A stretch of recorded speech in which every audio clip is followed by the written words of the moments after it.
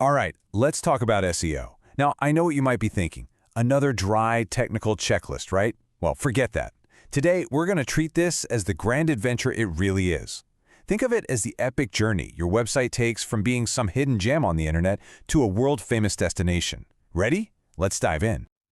So, you've done it. You've poured hours, maybe even weeks, into building this amazing website. It looks great, it works perfectly, you hit launch and crickets. Sound familiar? This is the one big question every single website owner has to ask. You built it, but how do you get people to actually come and see it? Well, that's exactly what we're going to figure out. Here's our game plan for this adventure. First, we'll cover what SEO even is. Then, we'll pull back the curtain on Google's three-step mission. From there, we'll see how you get discovered, how to help Google understand you, and finally, how to win that race to the top of the search results. And to wrap it all up, we'll give you a little starter kit so you can get going right away. Okay, first stop. What is this map we're talking about? Let's just get a super clear, simple definition of SEO. That's it. It's really that simple. When you boil it all down, SEO is just the process of making your website better for search engines, so they can easily find it, understand what it's all about, and then show it to the right people. It's not about secret tricks or anything like that. It's just about learning to speak their language. So, to speak Google's language, we first have to understand what it's trying to do. And believe it or not, its entire mission comes down to a really basic three-step process. If you can get this, everything else will just click into place. Think about it like this. First, Google sends out these little robot explorers to find all the content out there on the internet. That's crawling.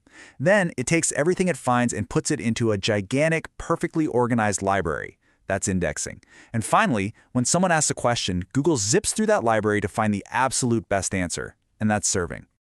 And you can see that flow right here. It's a straight line. The crawling finds the stuff, the indexing organizes it, and the serving presents it. Our whole goal, your goal, is to make your website an absolute superstar at every single one of these stages. So let's really get into that first step, getting discovered. This is all about making sure Google's explorers, they call them crawlers, can even find your website in the first place out there in the huge ocean of the web. And I mean, this is the fundamental truth of it all. If Google's crawlers can't find your website, then for all intents and purposes, you don't exist in the search results. Simple as that. So our first job is to basically wave a giant flag and say, "Hey, Google, over here." That's the big question, right? You can't just cross your fingers and hope they find you. You got to be proactive. You need to build the roads and draw the maps that lead them right to you. So, how do we do that? Well, here's your basic toolkit. First, a sitemap. It is literally a map of your website that you just hand over to Google. So helpful. Next, make sure your pages link to each other. This creates little pathways that the crawlers can follow from one page to the next. And finally, have a clean URL. Something like yoursite.com/bluewidgets is way easier to understand than a long string of random characters. Okay, awesome. Google's little explorer has found your website. That's a huge win. But, finding it is only half the battle. Now we have to help Google understand what it is that it just found. And that brings us to the indexing phase. I absolutely love this analogy. Think of Google as the world's most efficient librarian. It's looking at your webpage and trying to figure out which shelf to put it on in this massive global library. So what you want to do is give it a really clear title, a nice summary on the back, and a good table of contents. Make it a no-brainer for the librarian to know exactly where you belong. And the single most important clue you can give that librarian is the page title. Google's own guide is super clear about this. The title is the first thing it looks at to figure out what your page is about. This is absolutely non-negotiable. You have to get this right. And what's so great is how easy it is to fix. A title like Home or Stuff, that tells Google and users absolutely nothing. But Zappy Widgets Home? Now that's clear. It gives everyone immediate context. They know the brand, they know the page. Perfect. The same exact idea applies to your page description, that little bit of text that shows up under the title in the search results. Don't just cram it with keywords. That looks terrible.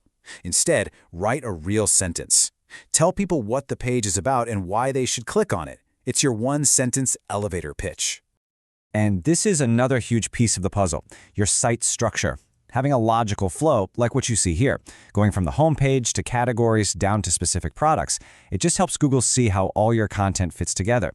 A clear structure like this makes you look like an organized expert. All right, so we've been discovered, we've been understood. Now it's time for the final step, the moment of truth. This is when a user asks a question and Google has to pick the winner from its library. This is the serving phase. This is the race itself.